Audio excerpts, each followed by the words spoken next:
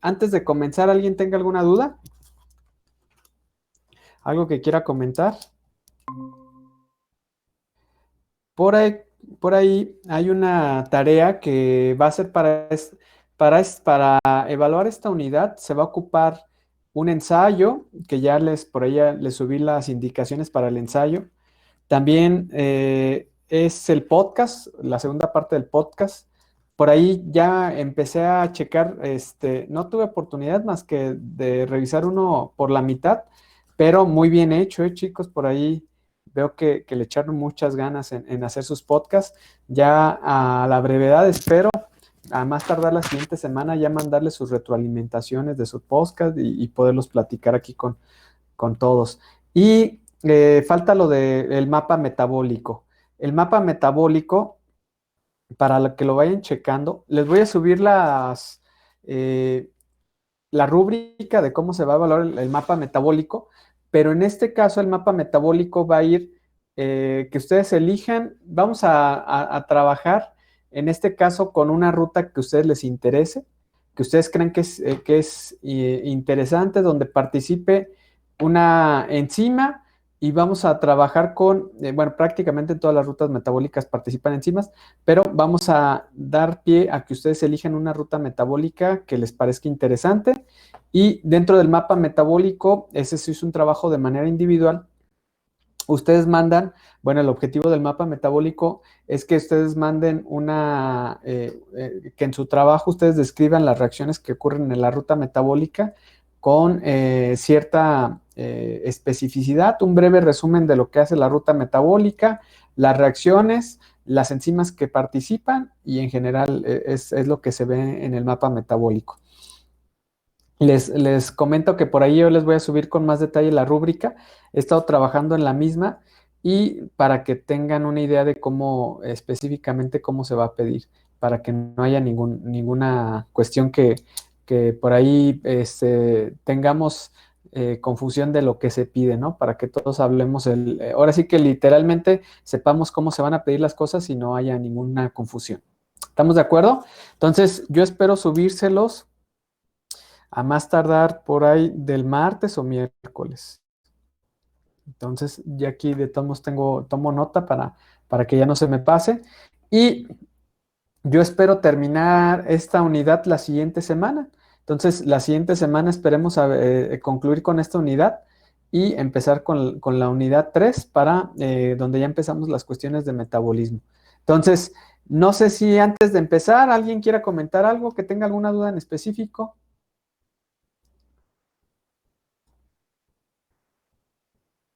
¿No? Bueno, entonces, pues vamos a iniciar. Para iniciar, quiero que veamos, voy a poner aquí un video, que es un video muy bueno. Es un video, yo traté de buscar una forma, por ahí habíamos estado platicando la clase pasada, empezamos a hablar de las enzimas. Las enzimas son catalizadores biológicos que reducen la velocidad de una reacción metabólica. Al reducir la velocidad de estas reacciones metabólicas, se hace posible que el metabolismo se lleve a cabo en un tiempo que, pues, vaya, en el que es necesario para que llevemos nuestras funciones metabólicas. Estas enzimas funcionan gracias a que tienen cierta flexibilidad. Las proteínas deben de tener cierta flexibilidad y las enzimas tienen que tener cierta flexibilidad para que funcionen. Esta flexibilidad incluso viene dada, o esta cierta flexibilidad que tiene, viene dada por un modelo enzimático que nosotros lo conocemos como el modelo inducible, que recordando que existen dos modelos de cómo funcionan las enzimas, un modelo muy viejo, que desafortunadamente todavía se enseñan algunos libros de texto de bioquímica, es el de el cerrojo y la llave, que en este indica que existe una proteína, una enzima, para cada sustrato, lo cual actualmente sabemos que no es verdad. De hecho, existen varias enzimas o varios sustratos hay varios sustratos para una sola enzima, ¿no? Por ahí, de hecho, les voy a platicar una historia bien interesante de un doctor con el que yo he tenido un poquito de cercanía, que justamente es un ejemplo específico de cómo las enzimas pueden tener varios sustratos.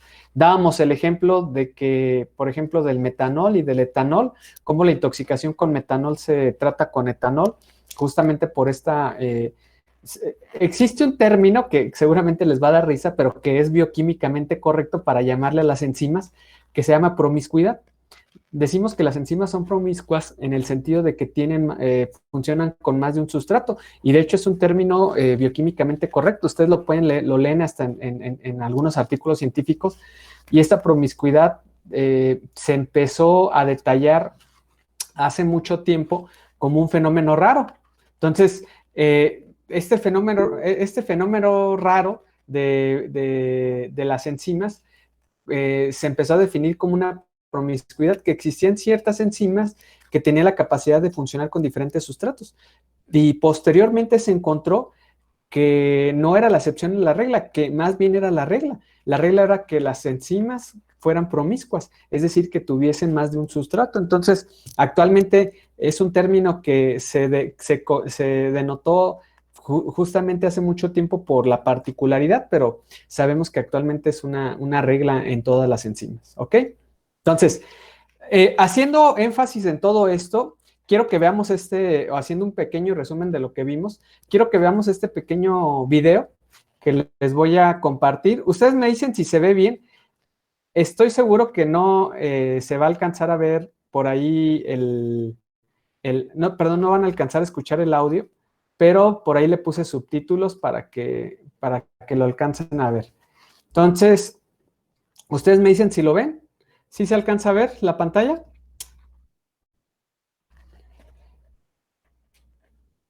Ustedes me dicen, todavía no le pongo play, pero bueno, le voy a poner play. Every single second.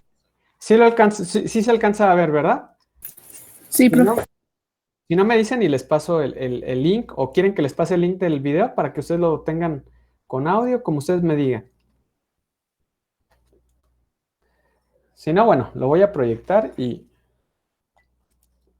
no voy a estar viendo el chat. Cualquier cosa Bueno, de todos modos les paso el link para que lo tengan. Yo ahí le cambié la configuración para que se salieran los subtítulos en español. Entonces, vamos a comenzar. Inside every living cell, thousands of chemical reactions are taking place. These reactions are performed by enzymes. Si se fijan, aquí vemos, es justamente los modelos moleculares que nosotros habíamos visto de las enzimas, ¿no? Estas enzimas de tipo globular que parecen globos, y estos son los modelos que nosotros habíamos visto de las enzimas, ¿no? De las proteínas. An enzyme is a protein that catalyzes a chemical reaction. It initiates the reaction, speeds up the reaction's progress, and makes sure the outcome is always the same. These enzymes often work together to form longer pathways, such as the citric acid cycle, which is a series of chemical reactions used by cells to generate energy from carbohydrates. The essential tasks of life, such as metabolism, protein synthesis, and cell renewal and growth, are all regulated by enzymes. The life-sustaining power of enzymes lies in the fact that they catalyze reactions in mild conditions of pH, temperature, and atmospheric pressure. Esto es lo que habíamos visto también de las proteínas, que las proteínas funcionan bajo condiciones muy específicas de pH, de temperatura y de presión, ¿no? Que era lo que ya habíamos repasado. The rates of catalyzed reactions are millions to trillions times faster than those of the same reactions uncatalyzed.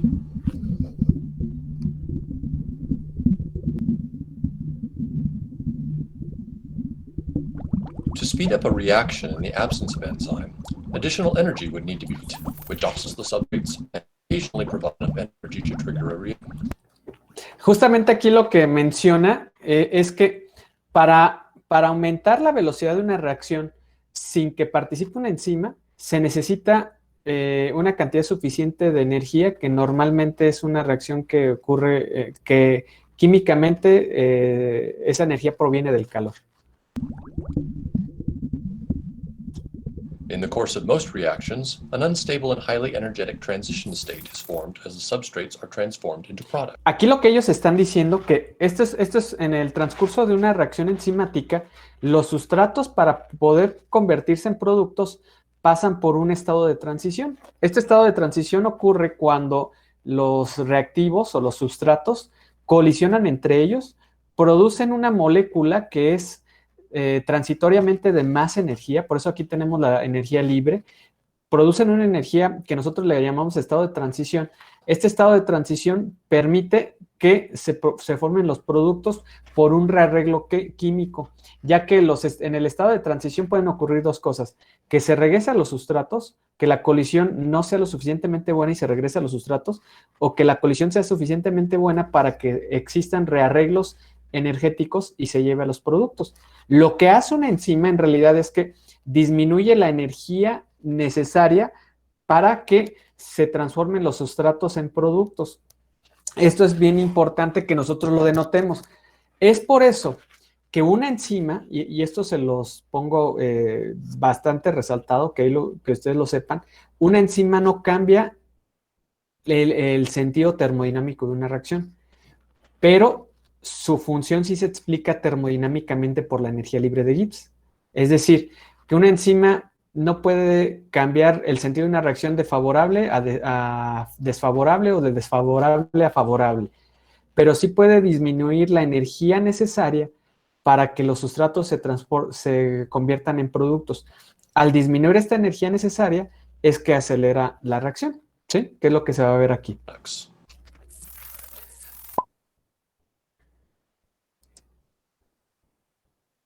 An enzyme acts as a template for the reaction, binding to its substrate and holding it in the proper position to form the product.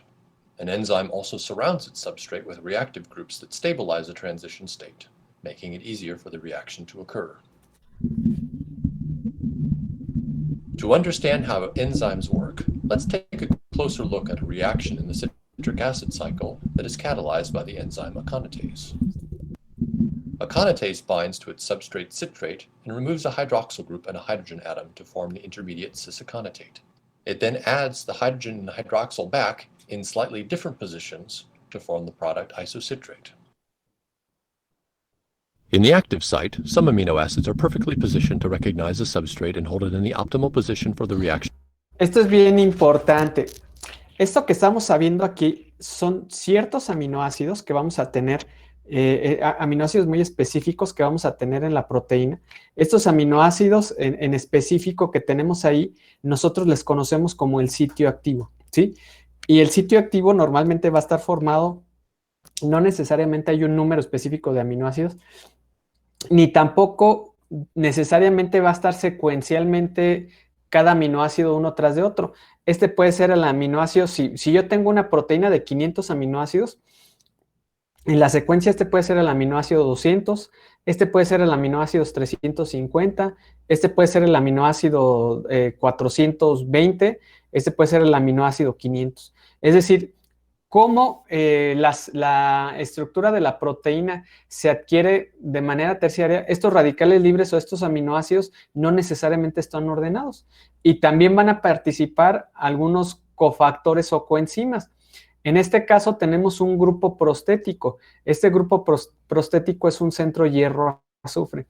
Este centro hierro-azufre permite la interacción electrostática y permite estabilizar en este caso a la reacción. Entonces, vamos a ver qué más nos explica. To begin, some amino acids are involved in recognizing and holding the substrate. Other amino acids are directly involved in catalysis. Histidine 101 acts as an acid by donating its proton. Thanks to the chemical environment of serine 642, it can act as a base by accepting the proton from the substrate. The active site of aconitase also contains an iron-sulfur cluster that stabilizes the substrate electrostatically and helps to position it relative to the catalytic residues. The first step in the reaction is dehydration. In this step, histidine acts as an acid and protonates the hydroxyl on the substrate, allowing it to leave as a water molecule. Serine then acts as a base, extracting a hydrogen atom from the opposite side of the substrate, forming the intermediate cis-aconitate. Cis-aconitate then flips upside down, and the complementary hydration reaction is performed. In this step, histidine grabs a hydrogen atom from a passing water molecule, placing the resulting hydroxyl group back onto the substrate. Serine then returns its hydrogen atom, and the final product isocitrate is released. Notice that the enzyme itself was not changed by the reaction. It extracted a hydroxyl group and a hydrogen atom, and then put them back. Esto es bien importante. Hay que tomar nota específicamente de esto que dicen.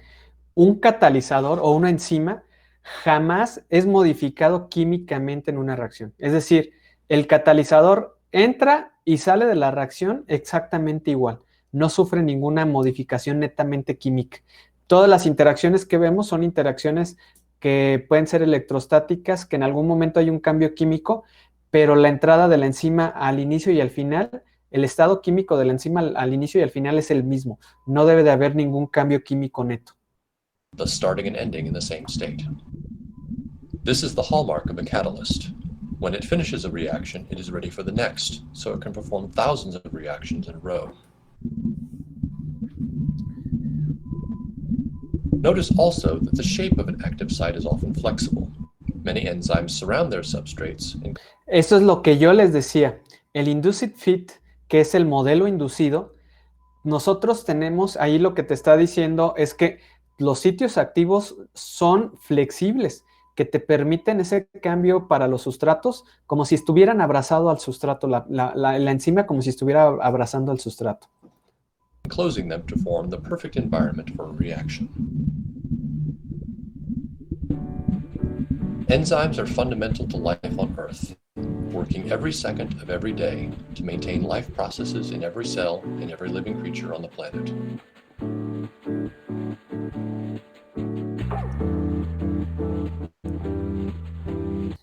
Bueno, y aquí vienen, estas son las proteínas, son las estructuras que nosotros ya habíamos visto, son estructuras tridimensionales de la conformación terciaria, y aquí viene cada uno de los identificaciones del Protein Data Bank. ¿Cómo ven? Interesante, ¿no? Interesante este video, cómo nos retrata, y aquí me gustaría, justamente la intención de mostrarles este video es que ustedes vean de una forma un poquito, aunque es una simulación, pero más cercana a cómo pudiese verse una proteína. Que nosotros podamos visualizar, aunque sea de forma en un modelamiento por computadora, cómo es que una proteína, cómo una enzima está haciendo su función. Y aquí algo bien importante. Las enzimas, esa flexibilidad que tienen las enzimas y esa capacidad que tenemos del sitio activo, en el sitio activo donde se une el sustrato, nos dan cierta flexibilidad y de hecho hay una presión evolutiva. Nuestras enzimas, al igual, las proteínas, al igual que los organismos multicelulares, al igual que nosotros, todo el tiempo están sufriendo una evolución. Hay una selección. Existen familias de proteínas, de enzimas, que hacen ciertas funciones y que constantemente es ahí donde las mutaciones en el DNA pueden ser benéficas. Existe una presión evolutiva que me permite tener estas modificaciones en el DNA que me pueden modificar la secuencia de aminoácidos. Y acuérdense que el cambio de un solo aminoácido me puede cambiar la conformación de la proteína y cambiar la conformación de la proteína me puede cambiar toda su función, ¿sí? Y justamente por ahí, esta historia, bueno, esto que les estoy contando, tiene que ver con que las proteínas provienen y nosotros las clasificamos en familias y las enzimas también vienen clasificadas en familias, en superfamilias, de acuerdo a lo que hacen. Y existen enzimas que se van especializando en hacer ciertas funciones. Por ahí les voy a dar un ejemplo muy, muy, muy sencillo que un doctor que yo conozco estudia. Él se hizo la pregunta de por qué los organismos tenemos una enzima que es la alcohol deshidrogenasa. Él es el doctor Héctor Riveros Rosas. De hecho, él ha ido a dar unas pláticas al TEC. Por aquí se los voy a presentar. Lo invité hace como un año.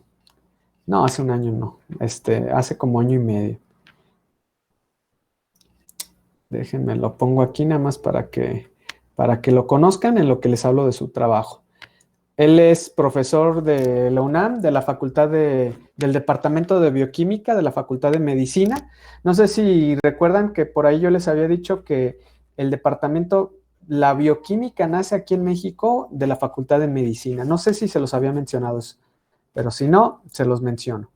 Él es él es alumno de uno de los fundadores de la Escuela de Bioquímica en la Facultad de Medicina, el doctor Enrique Piña, que fue asesor mío, y él trabaja en la UNAM. Él trabaja justamente con procesos de evolución de proteínas, de enzimas en particular, y él uno de sus artículos que se hizo fue cuál era la función del alcohol deshidrogenasa. De hecho, si se fijan aquí, él habla en algunos de sus artículos de las alcohol deshidrogenasa y de algunas otras familias. Entonces, él se preguntó, y este es un artículo muy viejo, que de hecho este artículo está citado en algunos libros, en el Leninger, creo que en el Matthews, en las últimas versiones está citado, él lo citan en estas, en estos artículos. Entonces, él se pregunta, voy a abrir uno a ver si me manda el link para que se den una idea. Y, ok, bueno, aquí vemos un poquito de lo que él hace, que es modelamiento de proteínas y toda esa parte. Él lo que se preguntó es, ¿por qué nosotros tenemos alcohol deshidrogenasas? Y la respuesta más sencilla de por qué tenemos alcohol deshidrogenasas es pensar que evolutivamente nosotros evolucionamos enzimas para detoxificarnos del etanol. Ahora, la pregunta es, ¿cuándo fue necesario que nosotros evolucionáramos enzimas para detoxificarnos del etanol? Y la respuesta parece ser muy lógica. Normalmente el etanol que nosotros consumimos en nuestras dietas o que nosotros consumíamos en nuestras dietas debe de provenir de los frutos. Los frutos, al echarse a perder, se fermentan y van a tener ciertas cantidades de etanol que biológicamente el organismo necesita detoxificar de alguna forma y de ahí pudo provenir la aparición de las alcohol deshidrogenasas aquí en los organismos, ¿no? A ver, permítanme un momento. Denme un momento, chicos. Sí, profe.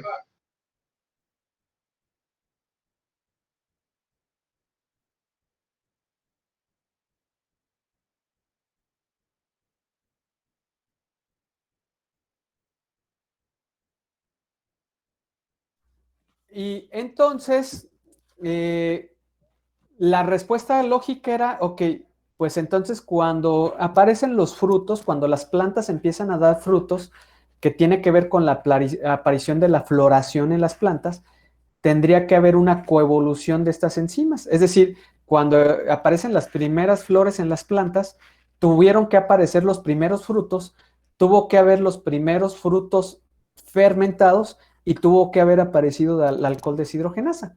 Se hizo una pregunta tan sencilla que pues parecía como que muy directa de resolver. Lo que él se encontró es que la respuesta era no.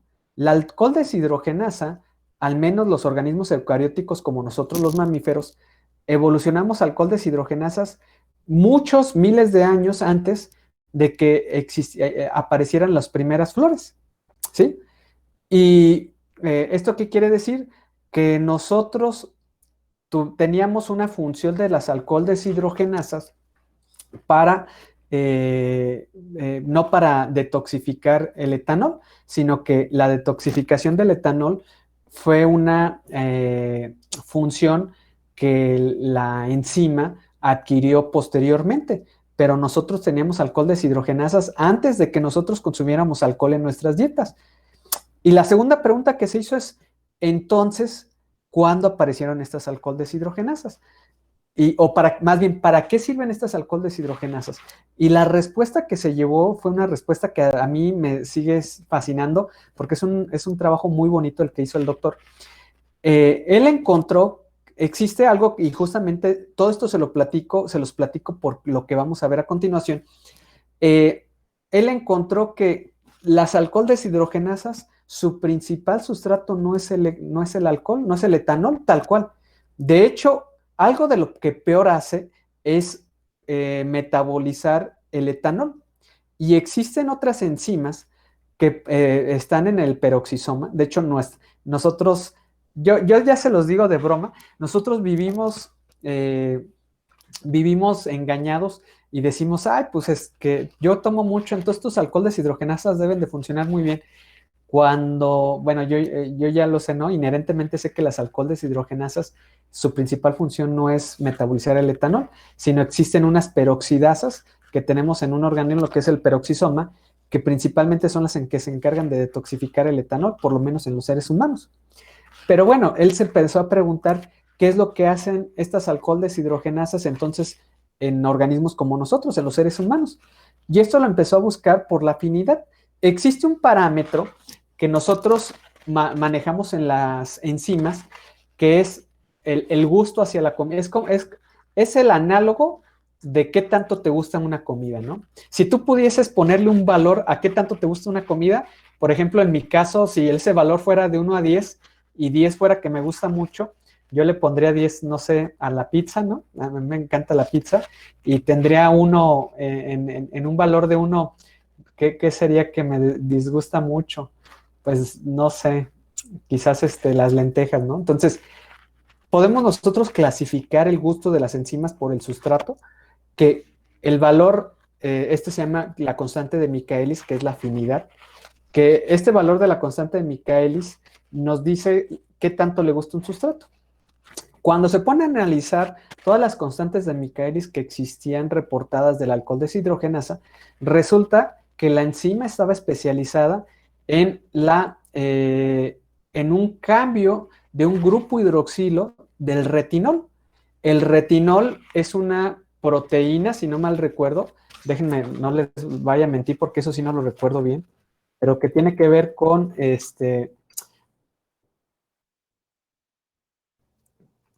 y retinol, que tiene que ver, no me acuerdo, pero tiene que ver bien con unas proteínas que nosotros utilizamos que nos permiten la sensibilización a la luz en nuestros ojos.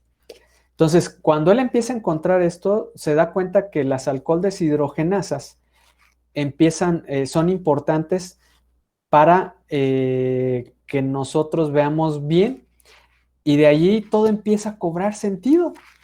Empieza a cobrar sentido porque las alcohol deshidrogenadas tienen una alta afinidad en el recambiar ciertas proteínas de nuestros ojos para que funcionen correctamente. Y entonces ahí es donde viene la parte interesante. Resulta, no sé si ustedes lo sepan, pero las mujeres embarazadas que toman alcohol durante el embarazo, no sé si saben qué les pasa a los niños. Hay un riesgo muy alto de que los bebés nazcan como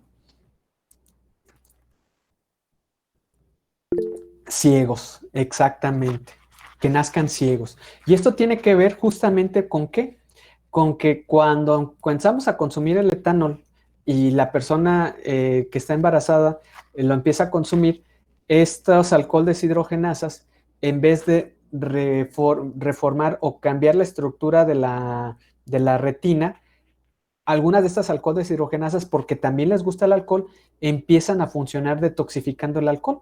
Y esto ocurre en mayor grado si se consume una mayor cantidad de etanol. Al final, ¿qué es lo que pasa? No existe un correcto desarrollo del ojo por el recambio que tienen estas proteínas en el ojo. ¿Y qué es lo que pasa? Pues no se desarrollan bien y los bebés nacen ciegos. Entonces, pues empieza a haber una sugerencia, y al final el doctor Riveros propone un renombramiento de la enzima. Las enzimas, entonces el alcohol, exactamente, es justamente eso. Es como si, no sé, es tal vez un mal ejemplo, pero ahorita se me ocurre que pudiese ser algo similar, que a ti te gusta, tú llegas a comer, no sé, tienen en tu casa algo de comer muy, muy rico, ¿no? Que es tu comida favorita. ¿Y qué es lo que haces tú? Pues hasta uno evita comer todo el día y desayunas poquito, ¿no? Y así te ofrecen una cosa u otra para tener el apetito, para comerte lo que te gusta. Pero ¿qué pasa cuando tú empiezas a distraer tu apetito comiendo otras cosas, pues pasa lo mismo con las enzimas. Las enzimas tienen también afinidad hacia otros sustratos. Entonces, parte de esas enzimas se van a dedicar a detoxificar el etanol, otra parte se dedica a formar la retina o a formar el ojo para que se vea bien, y entonces pues no ocurre bien. Entonces, lo que él encontró, el doctor, es que lo que nosotros llamamos alcohol deshidrogenasas deberían de llamarse retinol deshidrogenasas. Y de hecho, él propuso un nuevo nombre para este tipo de enzimas. Y de hecho, en aquel momento o en aquella época, empezaba a haber un problema muy grande en que nosotros empezábamos a nombrar las enzimas y las enzimas, este nombre que les damos que termina en asa, es insuficiente para saber qué es lo que hacen, ¿sí? Y entonces esto tiene que ver con las cuestiones cinéticas y todo. Y seguramente, yo no estoy ahorita enterado de eso, pero tiene que haber alguna lógica que nos han dicho que si nosotros consumimos metanol nos podemos quedar ciegos. El metanol seguramente también tiene que ver con la función del alcohol deshidrogenasa, que como bien dice Lilian, que estamos nosotros distrayendo por ahí de su principal trabajo y seguramente no estamos teniendo un buen recambio, un buen recambio en las proteínas de nuestro ojo, y por ahí esa puede ser una función. Por lo tanto, en perspectiva es que las alcohol deshidrogenasas, su principal función no es ser alcohol deshidrogenasas tal cual. Tienen una función principal que el cuerpo las utiliza por esta promiscuidad que les había hablado, que las enzimas tienen más de un sustrato y si estos sustratos se parecen o tienen ciertas características similares, va a actuar la enzima, ¿sí? Entonces, nosotros le llamamos que es el nombre vulgar. Cuando nosotros le llamamos aconitasa, cuando le llamamos citrato deshidrogenasa, cuando le llamamos alcohol deshidrogenasa, es en realidad un nombre vulgar. La Asociación Internacional de Bioquímica y Biología Molecular, la IUPAC, hace mucho se puso de acuerdo para clasificar las enzimas de acuerdo a un número, ¿sí? Este número nosotros lo conocemos como el Enzyme Classification. Es el número del Enzyme Classification, que es justamente lo que les voy a mostrar ahorita. A ver, aquí. De hecho, si pueden ahorita en sus computadoras entrar a esta base de datos que vamos a utilizar, es la base de datos más completa de información de enzimas. Esta base de datos se llama Brenda. Y dentro de Brenda nosotros vamos a encontrar un submenú en donde dice explorar o explorer, que dice Enzyme Classification. Yo me voy a ir directamente ahí para hablarles de la Enzyme Classification. Y el Enzyme Classification es una clasificación en números de 7 grupos principales de enzimas.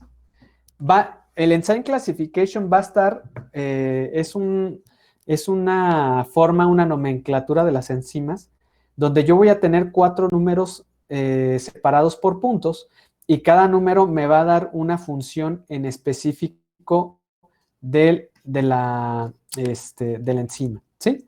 Entonces, por ejemplo, esto es importante que sí lo anoten y lo sepan porque esto sí se los voy a preguntar.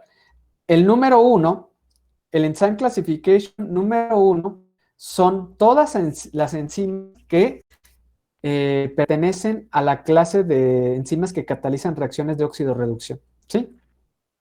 El número 2 son todas las enzimas que llevan a cabo la transferencia de un grupo. Por ejemplo, un grupo metil, un grupo glicosil o otro compuesto, ¿no? El grupo 3 son las hidrolasas. Estas enzimas catalizan la hidrólisis de varios enlaces. Por ejemplo, aquí podrían estar las proteasas, ¿no? Que hidrolizan el enlace peptídico. Entonces, estas pudiesen estar.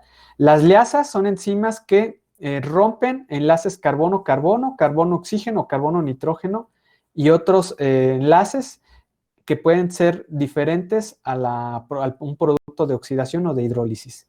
Las isomerasas son las que catalizan cambios en la misma molécula que hacen que una molécula se convierta a su isómero, ¿no? Por ejemplo, el cambio de glucosa 6-fosfato a fructosa 6-fosfato es por una isomerasa.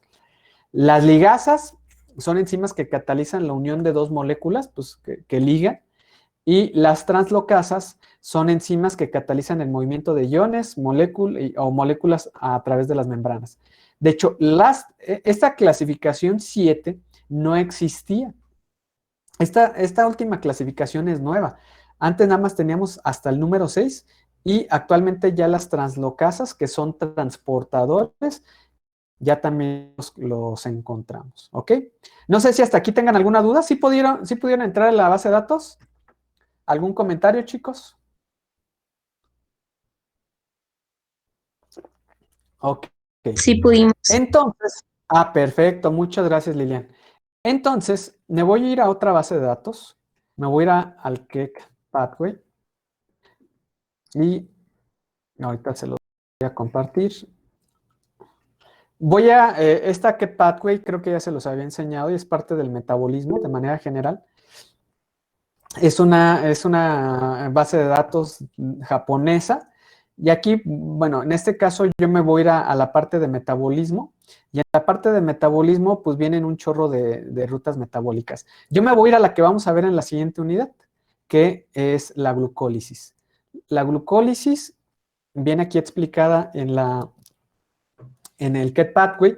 Y voy justamente aquí para enseñarles cómo están clasificadas las enzimas. Nosotros vamos a ver en el Cake Pathway, en forma de círculos, los compuestos químicos. En este caso, tenemos que en este círculo tenemos el alfa de glucosa 1P o 1-fosfato. Y en forma de rectángulos tenemos las enzimas. Y las enzimas vienen no por su nombre arbitrario, que es el que termina en asa, sino viene por su nombre en el Enzyme Classification, que son estos 4 números separados por un punto. Si es el número 5, esta enzima, ¿en qué clasificación estaría? Empieza con el número 5, por lo tanto, ¿qué tipo de reacción hace? De acuerdo a la clasificación 5, ¿qué reacción haría? Isomerasa. Una isomerasa. Exactamente. De hecho, lo que cambia, esta es una isomerización, solamente cambio el grupo fosfato de la posición del carbono 1 al carbono 6. Muy bien. Es que, perdón. Disculpe. Es en Brenda. En la plataforma, déjame, les voy a pegar ahí para que puedan ver. No, para nada, no, disculpar. Ahí directamente les va a enviar. Vemos que es isomerasa, ese que es ahora ¿qué significa el 4? Sí, yo ahora en el 5 clic este signo de cuando el 5, 2, 5, el 5, 4, el 5, 4 dice, esta subclase de enzimas contiene, esta subclase de enzimas de una adición a otra. Vemos que siguiente el número 4 me indica que es una grasa que hace una diferencia intramolecular. Vamos al siguiente número. El siguiente número es un número 2. Classification del número 2. El enzyme classification, un signo, en el signo activo, las 5-4. Y en el 5-4 ya me sale que el 5-4 transfiere grupos así. Y el 5-4-2 es una fosfotransferasa, es la fosfotasa. De hecho, esa enzima que tenemos allí se conoce como una fosfomutasa. ¿Qué es lo que hacen estas esta es una actividad de una fosfomutasa. Y la última, el último número era el número 2. Si yo le doy clic aquí en más, me va a decir qué significa al final ese otro número 2. Y aquí ya tenemos, ¿no? Y ya nos dice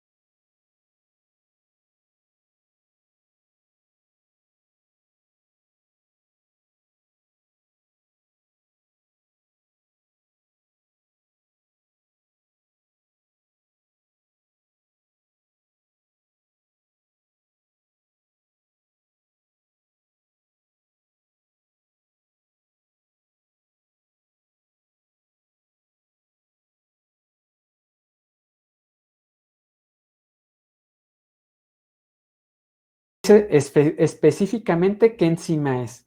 Nos dice que es la fosfoglucomutasa que cataliza la conversión de glucosa 1 a dependiente de 6-bifosfato.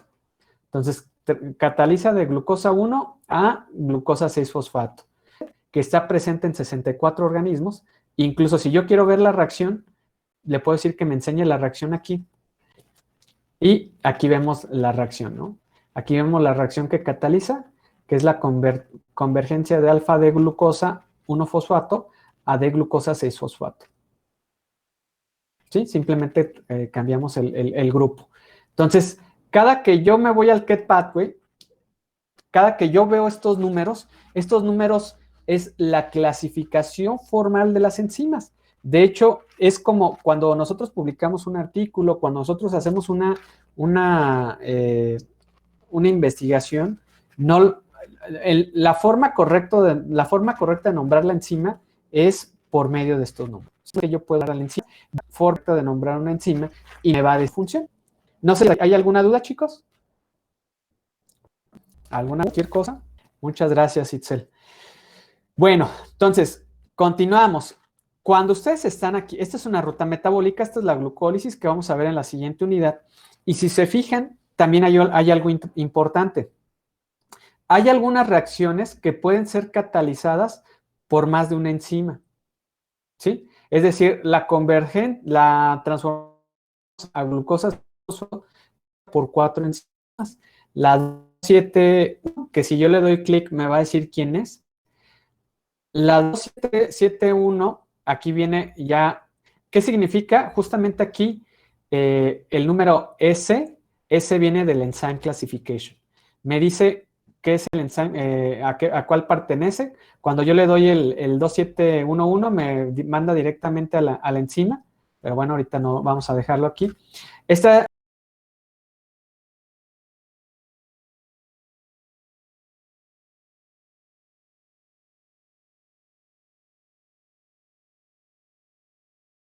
es la exocinasa y me dicen qué rutas metabólicas participa.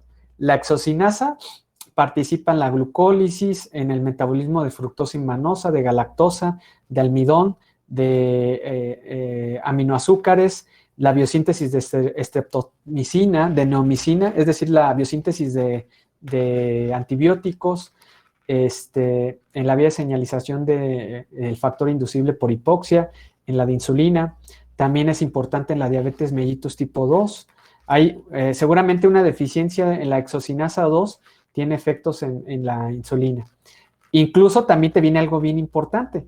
Cuando la exocinasa no jala bien, no funciona bien, puedes tener estas dos enfermedades. Puedes tener una anemia debido a desórdenes en enzimas glucolíticas o puedes tener un desorden de neurodesarrollo con anormalidades en la estructura del cerebro. ¿Sí? Esto es hasta lógico. Esto es lógico que si la glucólisis no funciona bien, nuestro cerebro, bueno, primero tengamos una anemia, que una anemia va a venir acompañada de cansancio, de una falta de producción de energía correcta, pero la segunda es un desorden de neurodesarrollo, porque curiosamente, esto es muy lógico, curiosamente, existen tres principales órganos que consumen glucosa en nuestro organismo. ¿Cuál sería el principal? ¿Cuál creen que sea el principal? El páncreas es más un señalizador, Marcos, que le permite al organismo decidir cuándo, o más bien censar cuándo hay glucosa en el medio. Pero de hecho, el órgano que consume más glucosa es el cerebro. Muy bien, Alan. El cerebro, de hecho, consume, si no mal recuerdo, 3/4 partes de la glucosa o de la energía que nosotros consumimos. Es totalmente demandante en energía el cerebro. De hecho, es una de las particularidades, el desarrollo neuronal es una de las particularidades de la evolución del Homo sapiens, ¿no? Existen ahí varias teorías que nosotros desarrollamos cerebros tan complejos que tenemos esta capacidad de raciocinio gracias a a la disponibilidad de alimento que existía o que nosotros tuvimos acceso en ciertas épocas. Entonces, el cerebro consume una cantidad enorme de glucosa. De hecho, existe, por ahí, es algo interesante, ¿no? Existe una prueba que nosotros utilizamos, es una prueba con una glucosa radioactiva, que se utiliza un aparato. Este tipo de pruebas es se llama emisión de protones, es como una imagenología de emisión de protones. Se utiliza para detectar clínicamente el cáncer y este se utiliza debido a que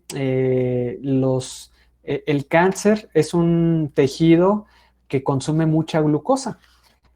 Les dan esta glucosa, que esta glucosa es bien interesante cómo se produce, es una glucosa que tiene un flúor radioactivo. Esta glucosa con el flúor radioactivo se produce en un colisionador de hadrones. Este tipo de moléculas radioactivas se producen en un colisionador de hadrones. Es por eso que el diagnóstico por medio de este tipo de tecnologías está muy limitado, porque el flúor tiene una vida, ese flúor radioactivo tiene una vida media de unas 5 horas.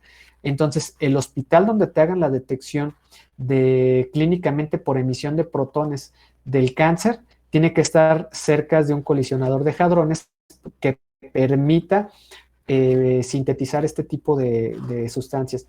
Aquí, el único que yo conozco cerca de colisionadores de hadrones, hay uno en Hidalgo, un colisionador de hadrones. Entonces, se produce esta molécula que es con un flúor, en vez de tener un grupo, esta glucosa, en vez de tener un grupo hidroxilo, ahí se sustituye con un flúor, y cuando se lo dan a las personas, este flúor empieza a emitir radiación. Entonces, los tejidos que consumen más glucosa se ven en el paciente como que emiten mucha radioactividad, que esta radioactividad es muy baja, no presenta ningún riesgo a la salud, pero normalmente cuando se hace este tipo de pruebas, tú sabes que vas a tener una gran radioactividad en 2 tejidos principalmente, que es el cerebro. El cerebro se te va a iluminar muchísimo porque va a consumir mucha de esa glucosa radioactiva. Es por eso que es muy difícil detectar tumores por medio de esta técnica clínica en el cerebro. Otra son los pulmones, que también se te iluminan, no mucho, pero más o menos, y los riñones también, más o menos, pero es mucho menor. Entonces, esta técnica te permite detectar tumores porque este tipo de células consumen una gran cantidad de glucosa y al consumir una gran cantidad de glucosa focalizan la señal en este tipo de sitios, ¿no? Creo, no estoy seguro, pero casi estoy al tanto de que aquí en México no es una técnica clínica tan usada, seguramente por la cuestión tecnológica, pero es una forma justamente de todo esto que se utiliza y es por eso que la exocinasa que participa dentro de la glucólisis es importante para el desarrollo, seguramente del desarrollo del cerebro, ¿sí? Entonces, aquí viene también, miren, aquí viene el Bright del Enzyme Classification. El número 2 quiere decir que es una transferasa. El número 7 es que es una transferasa que contiene de grupos fósforo. El número 1, el que sigue, el tercero, que es una fosfotransferasa, que es aceptor de grupos de alcohol. Y el 1 ya te dice quién es, que es la exocinasa. ¿Sí? Entonces, aquí algo interesante del Enzyme Classification es que, ¿quién creen que sea el 1111? El 111, por una cuestión histórica, es la alcohol deshidrogenasa. Si yo le doy 1, le doy otra vez al 1, le doy otra vez al 1, la enzima que me sale, que es el 111, es la alcohol deshidrogenasa. ¿Por qué se le decide poner? Pues es una cuestión muy ñoña de nosotros los bioquímicos, porque formalmente y bioquímicamente y biotecnológicamente fue la primera enzima que nosotros supimos qué hacía y cómo funcionaba, gracias a Luis Pasteur, ¿no? El alcohol deshidrogenasa. Entonces, por eso históricamente, no por otra razón, se le asigna este valor y toda esta clasificación giró en torno en asignarle este valor al alcohol deshidrogenasa. ¿Ok? No sé si hasta aquí hay alguna duda. A ver, aquí tengo una duda de Marcos. ¿Por qué el exceso de trae consigo enfermedades y ayuda al cerebro? Más bien, en este caso, Marcos, como la exocinasa no funciona bien, el cerebro es incapaz de consumir la glucosa de manera correcta y es por eso que no puede llevar a cabo su función. Y de hecho, esta es una de las razones que cuando tú tienes una disminución de glucosa en tu organismo, cuando no comes bien, cuando no tomaste tus sagrados alimentos de manera correcta, el primer fenotipo fisiológico que tú vas a tener ay, no comí bien, hoy me duele el dedo gordo, ¿no? Porque no comí bien, no. De los primeros síntomas cuando tú no comes bien son alineados con el cerebro. Un dolor de cabeza, un mareo, en algunas personas es una visión borrosa, que vienen hasta la pérdida del conocimiento, que es el desmayo. Entonces, todo esto por la gran demanda que tenemos de glucosa. Entonces, cuando les digan que, pues échate unos taquitos, hombre, Itzel, ahorita aquí en lo que tomas la clase, al cabo que nadie te ve. Un día de estos sí les voy a decir que prendan sus cámaras porque se me hace que ni vienen a clases, que están ahí nada más, ponen ahí que están en clases y ni han de estar. Y al que no prenda la cámara le voy a bajar puntos. O lo hacemos al revés, a quien prenda la cámara le subo puntos. También para que no sea negativo. Pues es que uno tiene que, pues imagínense, toman clases, y han de traer la camisa de la América y todavía con la pijama, ¿no? La pijama traen ahí de Sailor Moon, de los unicornios. Entonces, está bien, pues si tampoco no necesitan andar que al último grito de la moda, como si fueran a ir a la Horrera o al Soriana, pues están tomando clases. Bueno, entonces, de acuerdo a esto, nos tenemos, parece chiste, pero es anécdota, la de Totoro, ¿verdad? De mi vecino Totoro. Nosotros vamos a clasificar las enzimas justo por este número del Enzyme Classification, aunque esa es la forma más, como quien dice, pues correcta de nombrarlas, pero aún así es muy complicado que nosotros nos aprendamos el número de las enzimas. Eso es una cuestión técnica y en la práctica nosotros de hecho denominamos a las enzimas por su nombre arbitrario, que es aconitasa, porque es complicadísimo aprenderse los números. Pero en una cuestión técnica, el tener esa numeración me permite que no haya ambigüedades en su función. Entonces, eso es importante que lo sepamos y eso es importante que nosotros lo conozcamos. Ahora, la siguiente parte que debemos de reconocer es que vamos a tener en una enzima, déjenme, pongo aquí vamos para explicarles esta parte. Déjenme ver si hay una buena imagen para explicarles aquí está. Bueno, no.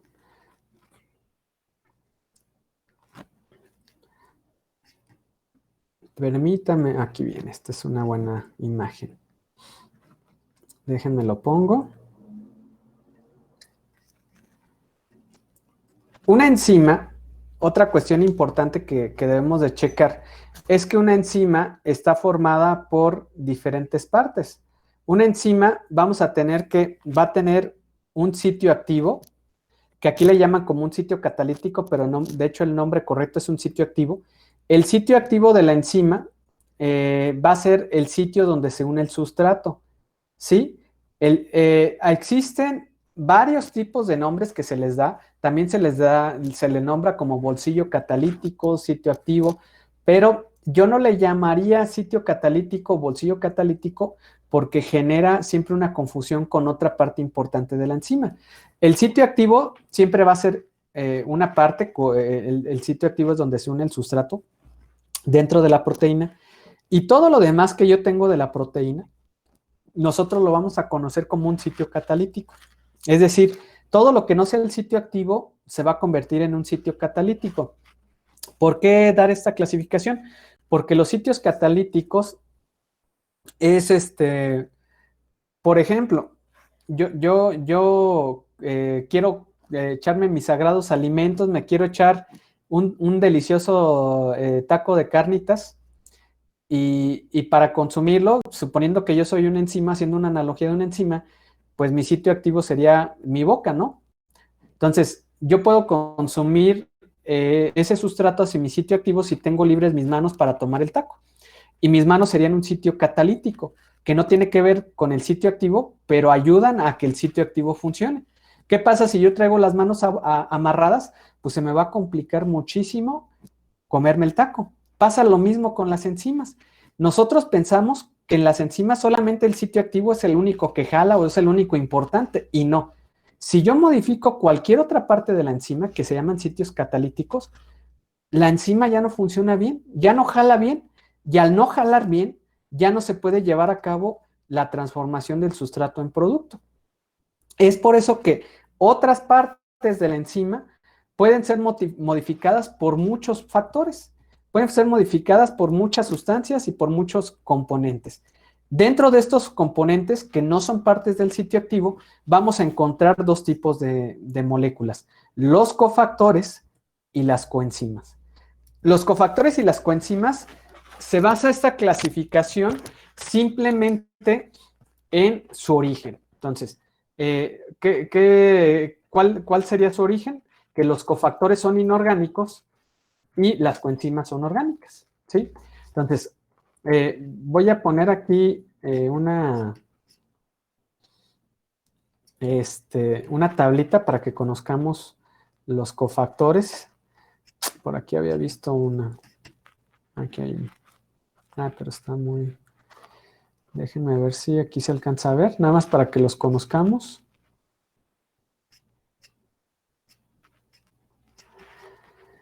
Ok. Entonces, ¿qué tipo de coenzimas conocemos? Las coenzimas que conocemos no son todas, pero son algunas. Por ejemplo, tenemos la tiamina pirofosfato, la flavina, que es el FAT, la nicotinamina adenina dinucleótido, el NAD, el fosfato piroxidal, la coenzima A, la biotina, la cobalamina, el tetrahidrofolato, son moléculas orgánicas. Aquí viene la coenzima y aquí viene la enzima en la que participan. Y los cofactores normalmente son metales. ¿Qué tipo de cofactor tenemos? Va a ser el zinc, va a ser el magnesio, va a ser el níquel, el molibdeno, el selenio, el manganeso, el potasio. Y aquí vienen unas de las enzimas con las que participan. Entonces, literalmente las enzimas, las coenzimas y los cofactores es las vitaminas y minerales que vienen en el Choco Crispies, ¿no? Así, en otras palabras, cuando yo hablo de coenzimas, me estoy refiriendo principalmente a vitaminas, o lo que nosotros conocemos como vitaminas, y cuando yo hablo de cofactores, me estoy refiriendo a minerales, a lo que nosotros conocemos en nuestra alimentación como vitaminas y minerales, que vienen en el Choco Crispy con Cresizinc y Fortihierro y no sé qué tantas cosas le ponen, ¿no?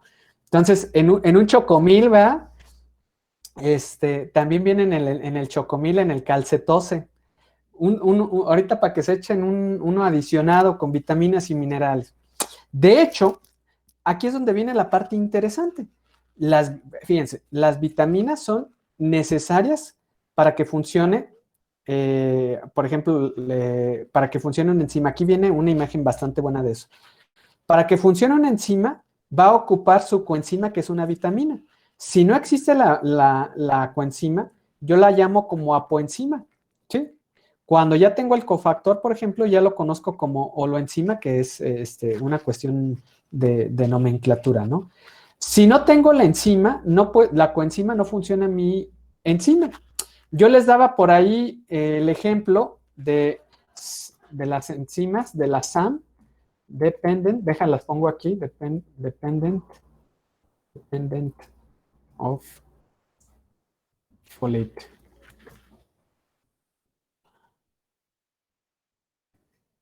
A ver, por aquí viene. Yo les daba el ejemplo de... Aquí viene. Déjenme, lo pongo. ¿Se acuerdan del ácido fólico?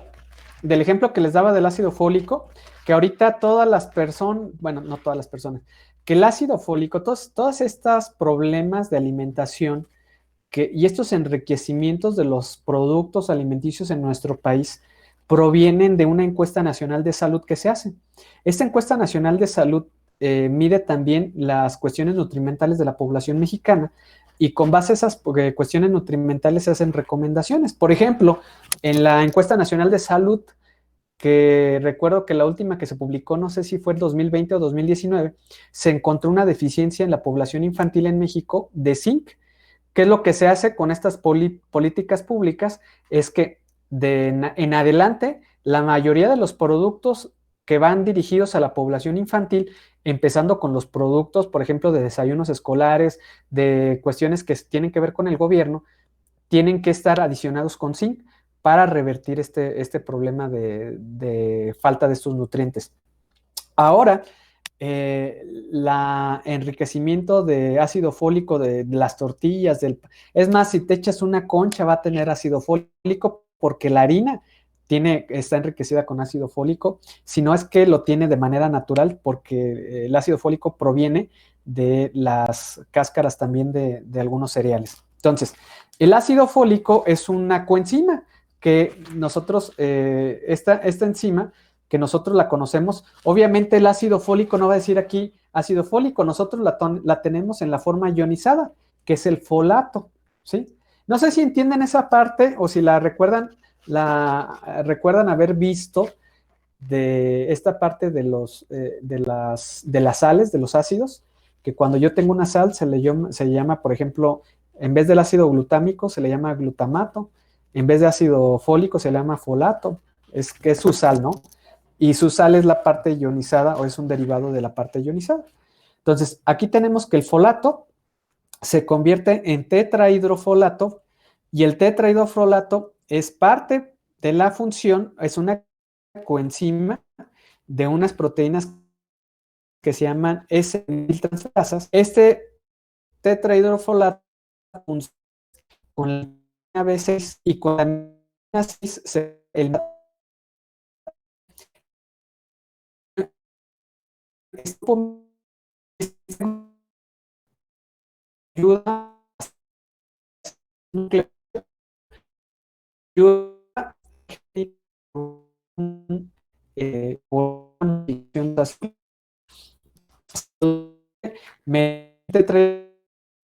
que va a ser otra vez transformado, en este caso por vitamina B12, ayuda de la vitamina B12, y aquí vamos a tener estas enzimas que son las S-adeninotransferasa, transfieren acetil, y esta es la modificación de los ácidos Profe, nucleicos. disculpe que lo Profe, interrumpe, pero no se traba mucho su audio.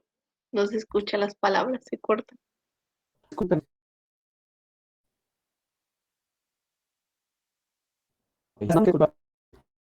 Un minuto. ¿Qué es opción?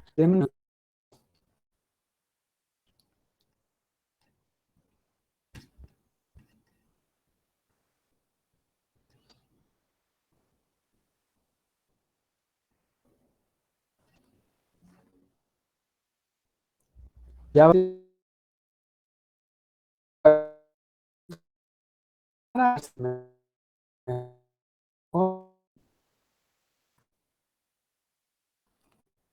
Ay, creo que, pero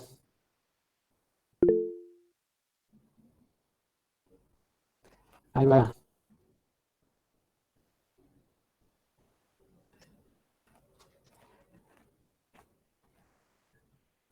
Creo que va. Sí, pero sí, tuve algunos problemas.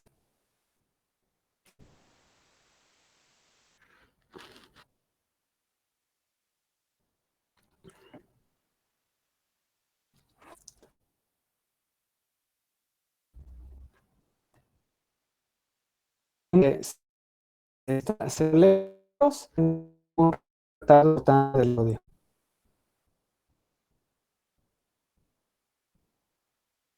Hasta. ¿Ya me escuchan mejor?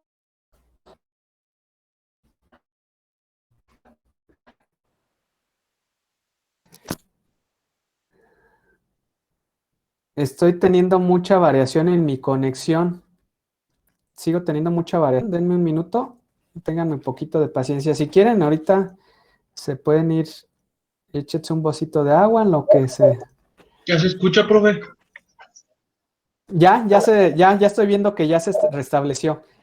Sí. Me dio ahí una variación muy fea de mi conexión de internet y tenía un retraso en el audio importante, pero ya al parecer ya estoy bien. Ya se restableció. Alguien se ha de estar colgando a mi internet para ver las novelas.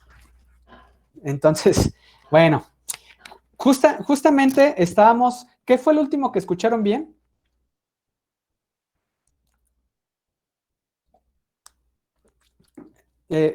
Bueno, retomo esta parte. En conclusión, el tetrahidrofolato es requerido para la síntesis de ácidos nucleicos y el metil tetrahidrofolato es necesario para la formación de metionina, y la metionina es el donante para las metil S-adenosil metionina, que es esencial para la metilación, incluyendo la metilación del DNA. ¿Sí? Y se acuerdan que el folato, ¿qué pasa si no consumen folato? Las mujeres embarazadas, ¿qué ocurre ocurre Los un bebés, riesgo de que sus hijos sí, nazcan con, formación. exactamente, que nazcan con malformaciones? Justamente, ¿por qué? Porque esta es una coenzima importante para la formación de metionina que indirectamente funciona para las proteínas SAM, ¿sí? Y justamente vamos a tener de esta forma que la mayoría de las vitaminas, la mayoría de los minerales van a tener funciones importantes para que se lleven a cabo nuestras reacciones bioquímicas, ¿sí? Entonces, van a ser muy importantes para que se lleven a cabo nuestras reacciones bioquímicas. Por ahí, me disculpo, si me dejan de escuchar algo, porque estoy teniendo un poquito de variación con mi conexión, me avisan, chicos. Pero bueno, eh,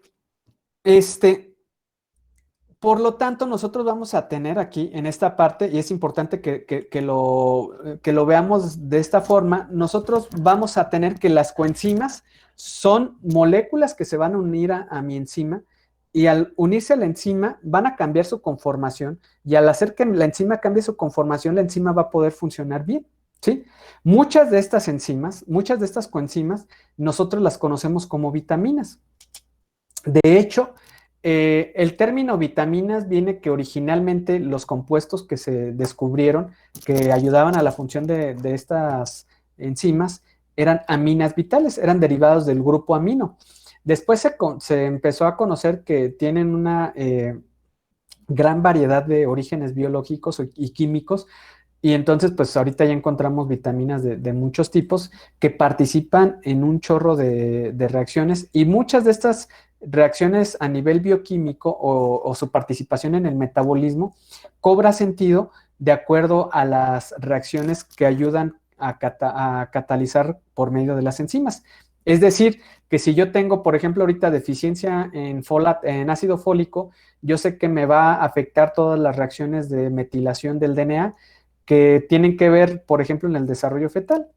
Pero también si yo tengo, por ejemplo, deficiencia, ahorita se me fue de una importante. Por ejemplo, si yo tengo deficiencia, y este es importante, de selenio, deficiencia de selenio, ocurre algo bien importante, tenemos problemas de estrés oxidativo. Nos empezamos a oxidar. Aquí nos dice que, por ejemplo, que el selenio, por ejemplo, que es un cofactor importante, causa problemas del corazón. Deficiencia de selenio puede causar la enfermedad de Keshan, que es una enfermedad del corazón e infertilidad. También podría causar una enfermedad de Cushing-Beck, que es un tipo de artritis que causa dolor, inflamación y pérdida de movimiento. Justamente me voy con esta parte de esta última enfermedad, que es la que tenía en mente, que era Cushing-Beck. Este tipo de enfermedades, o este tipo de enfermedad tiene que ver porque el selenio participa en una proteína que nosotros la conocemos como una proteína antioxidante, que es roxina. Estas proteínas que son dependientes de selenio, lo que ayudan es a neutralizar las especies reactivas de oxígeno. Estas especies reactivas de oxígeno son las cosas nos evitan que nos oxidemos y tengamos problemas. Pues, nuestro organismo, nuestro cuerpo, también... discúlpenme, chicos, que otra vez tengo ahí problemas.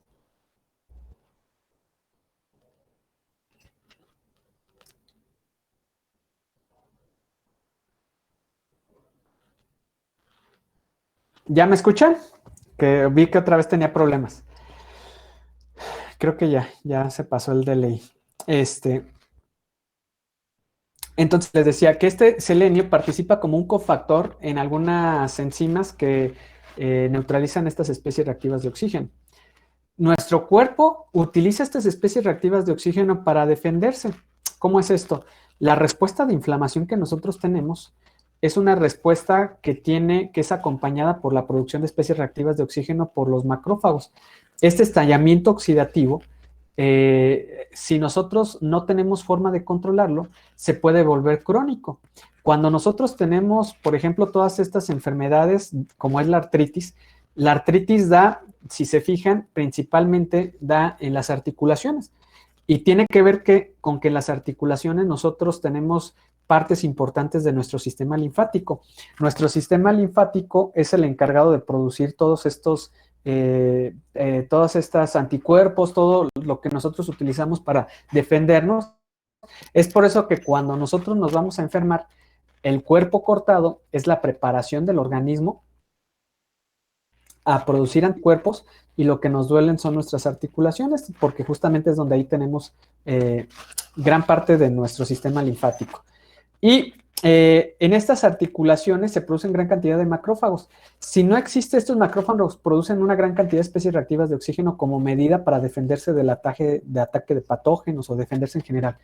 Cuando no existen moléculas que contrarresten esa formación de especies reactivas de oxígeno, la inflamación se vuelve crónica. Es decir, las mismas especies reactivas de oxígeno generan que la inflamación se mantenga, y cuando la inflamación se mantiene de manera crónica, nosotros vamos a tener problemas. Uno de los problemas fisiológicos más importantes son problemas en nuestras articulaciones. Es por eso que las personas que tienen artritis reumatoide, que no sé si tengan ustedes algún familiar que tenga artritis reumatoide, que lo primero que ustedes ven es que las manos en los nudillos se les ven inflamadas, ¿y qué es lo que pasa? Se les inflaman tanto que son incapaces de mover las manos o tienen muy poco movimiento. Y esto no solamente esta artritis reumatoide se puede afectar a las articulaciones de las manos, sino a los codos, a las rodillas, incluso puede afectar atrás de los ojos, que también nosotros tenemos un sistema linfático, puede haber una importante inflamación de los ojos, o incluso un dolor de espalda bastante agudo por el sistema que tenemos de ahí de nuestra médula espinal. Y de hecho existen algunas estrategias biotecnológicas para quitar esto. Pero bueno, entonces aquí tenemos que el selenio es importante para la reproducción, para la función de la glándula tiroidea, la producción de DNA y para proteger al cuerpo contra infecciones y el daño causado por radicales libres, que es el que les decía. Entonces, ese era uno de los ejemplos, ¿no? ¿Qué alimentos contienen selenio y cuánto debemos de consumir? Y aquí vienen algunos datos. Ahora, dice, aquí hay algo bien importante que debemos de considerar, muchas veces nosotros pensamos que consumir, tenemos una deficiencia vitamínica o de minerales y decimos, pues, ¿qué puede ser? Son vitaminas, son buenas para el organismo, ¿no? Pues hay que echarnos un multivitamínico y comerlo como si fueran Tic Tacs, ¿no? Pues resulta que es igualmente malo tener un exceso de minerales y de vitaminas o de coenzimas que tener una deficiencia. La vitaminosis o el exceso de cofactores te puede causar problemas, si no es que hasta en algunos casos más graves.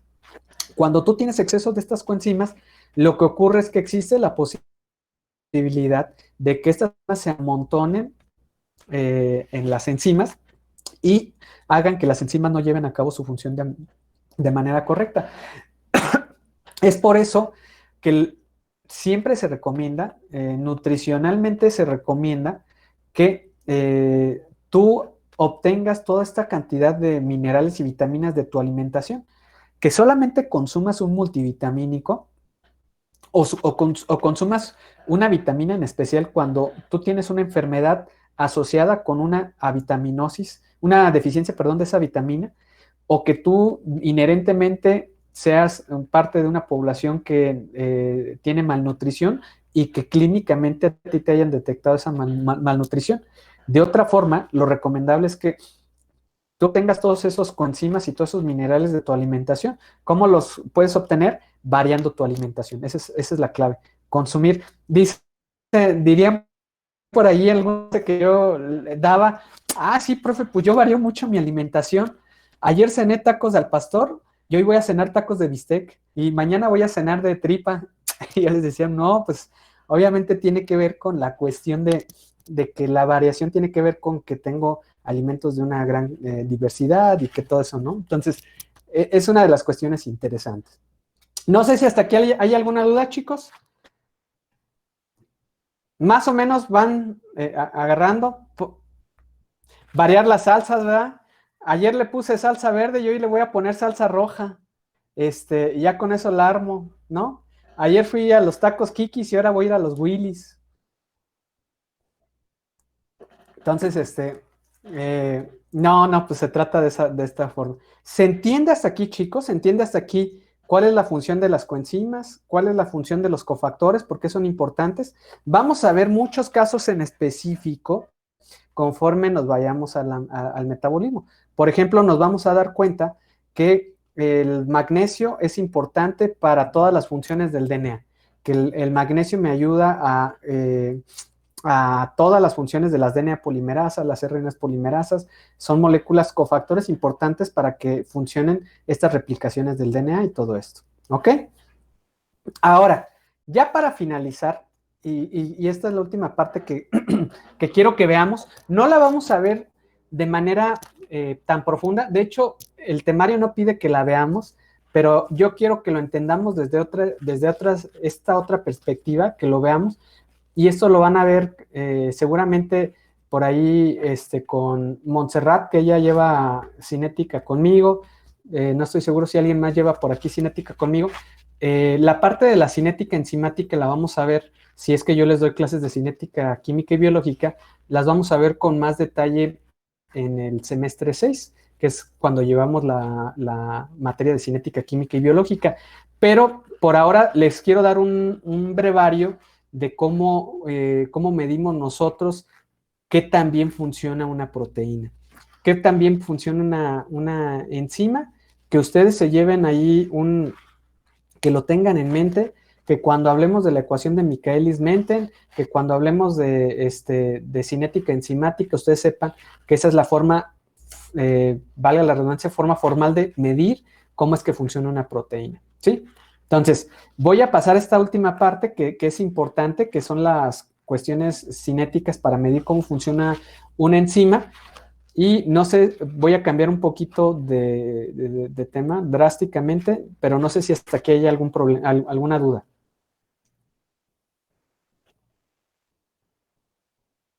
¿No? Bueno.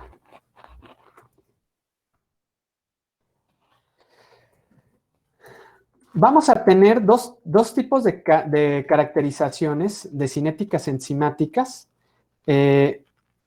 De hecho, bueno, aquí viene Michaelis Menten. Michaelis, no me acuerdo cuál de los dos era una científica. Creo que era Menten. No recuerdo si fue Michaelis Menten. De hecho, aquí viene la parte, uno de los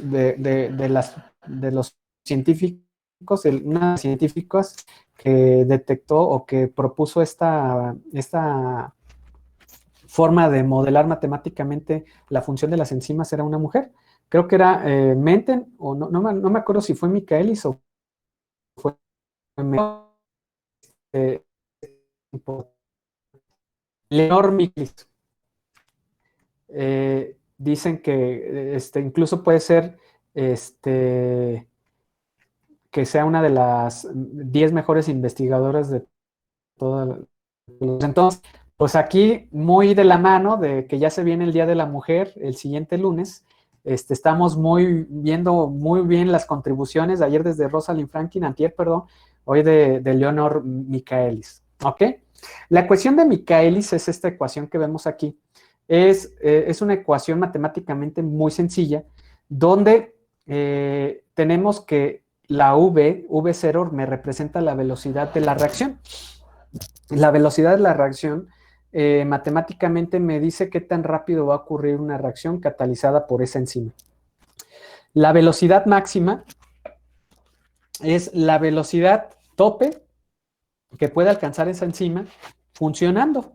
La Km es la afinidad, es qué tanto le gusta a esa enzima cierto sustrato. Entonces, la Vmax y el Km nosotros lo conocemos como parámetros cinéticos. Y esto que tenemos en S es la concentración de sustrato. Para que se den una idea qué es Vmax, Vmax es como si ustedes tuviesen ahorita un carro y podemos verlo en forma de enzimas, ¿no? Nosotros tenemos un carro que alcanza, no sé, que tengamos un bochito, que la velocidad máxima que alcanza es de 150 kilómetros por hora, ¿no? Entonces, y tenemos un Mustang que la velocidad máxima que alcanza el Mustang son 250 kilómetros por hora, quizás poquito menos, poquito más, ¿no? Entonces, la velocidad máxima me indica qué tan rápido, cuál es el tope máximo que puede alcanzar la enzima para llevar a cabo la catálisis de una reacción, ¿sí? Cuando yo grafico la ecuación de Michaelis-Menten, me sale una ecuación, déjenme ver en dónde se ve más bonito. Me sale una ecuación de este tipo. Ahí está, bueno, está como en no sé en qué idioma estaba. Pero bueno, nos sale una ecuación que tiene una función matemática de este tipo, que es una, ¿alguien se acuerda de esta función matemática? Que yo ahorita no me acuerdo, pero bueno, creo es asintótica, si no mal recuerdo. No estoy diciendo una barbaridad, la verdad no estoy tan seguro de cómo se llame, no recuerdo perfectamente cómo se llame. Pero ¿qué es lo que tenemos aquí? Cuando yo grafico la concentración de sustrato en el eje X y cuando yo Y la verdad me da la siguiente función matemática donde yo tengo una primer parte exponencial que es totalmente lineal y posteriormente la gráfica se va acostando. Que aquí cuando se va acostando decimos que la enzima se va saturando, que va perdiendo velocidad. Y yo puedo calcular a partir de esta gráfica, dividiendo la mitad de la velocidad máxima y haciendo una interpolación con el eje X, puedo calcular la afinidad que es Km. ¿Sí? Nosotros llamamos que las enzimas que tienen un sitio activo, que tienen un solo sitio activo, son normalmente enzimas que tienen características o que cinéticamente nosotros las llamamos como enzimas micaelianas. Micaelianas quiere decir que matemáticamente siguen el comportamiento de la ecuación de Michaelis-Menten, ¿sí? Y también vamos a tener otro tipo de enzimas que tienen más de un sitio activo. Pueden existir enzimas que tienen más de un sitio activo y este tipo de enzimas nosotros la conocemos como alostéricas. Y las enzimas alostéricas van a tener un comportamiento diferente. Cuando yo tengo una enzima alostérica y yo grafico la concentración de sustrato en eje X versus la velocidad, voy a tener este comportamiento que es como una S. Cuando yo tengo una enzima alostérica que tiene más de un sitio activo, este sitio activo, esta unión de sitios activos me da este comportamiento que es como una letra S. Entonces yo voy a tener de manera general, cinéticamente hablando, puedo tener dos tipos de enzimas.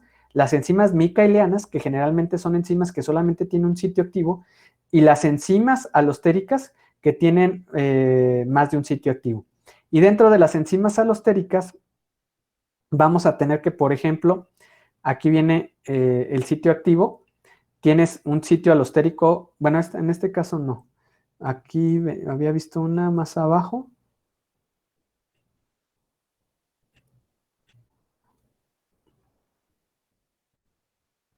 Existen casos bien específicos donde tenemos conformaciones cuaternarias, pero no, ahorita aquí no viene.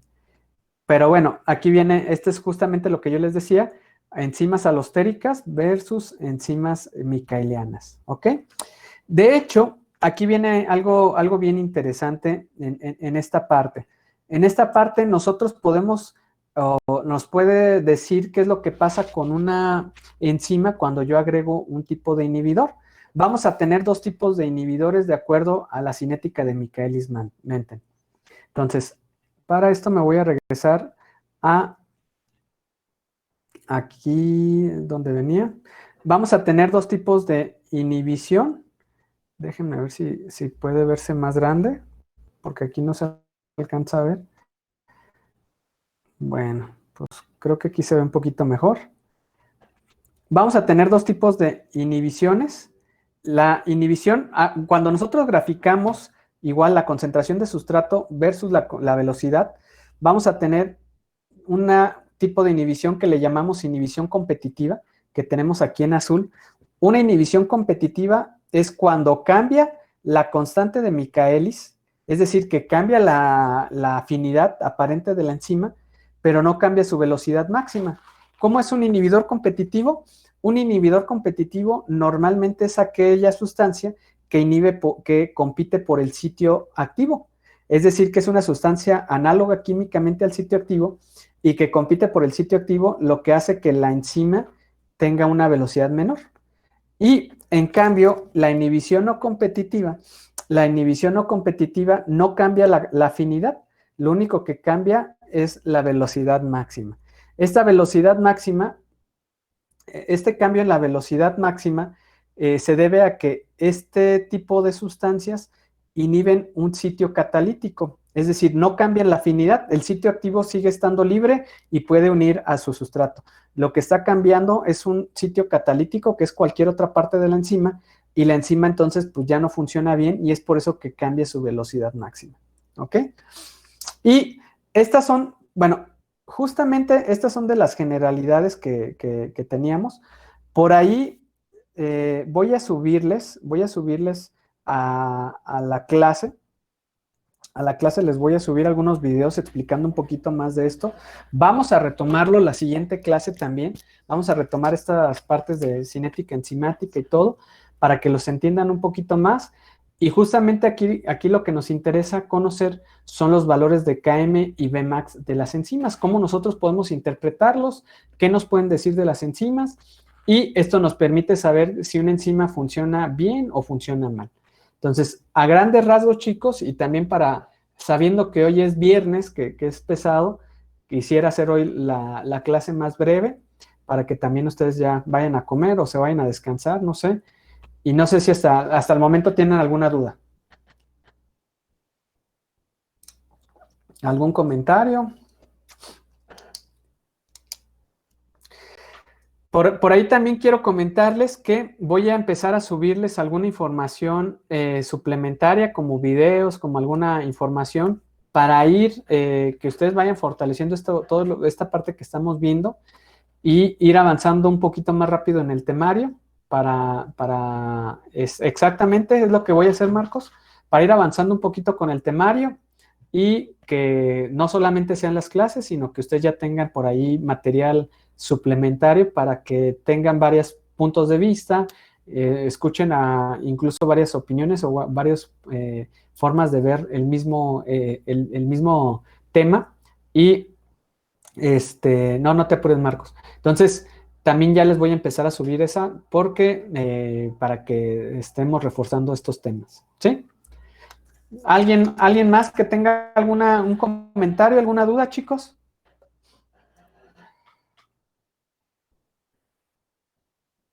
¿Todo en orden? Perfecto. Pues bueno, no me resta más que despedirme. Todavía no los reviso, Marcos, los exámenes. Yo espero darme este fin de semana para empezar a revisar los exámenes, para revisar sus tareas, sus trabajos. Entonces ya la siguiente semana ya espero tenerles ahí una buena retroalimentación de todo. ¿Sí? Entonces, pues pasen una excelente tarde, chicos. Disfruten su fin de semana. Síganse cuidando.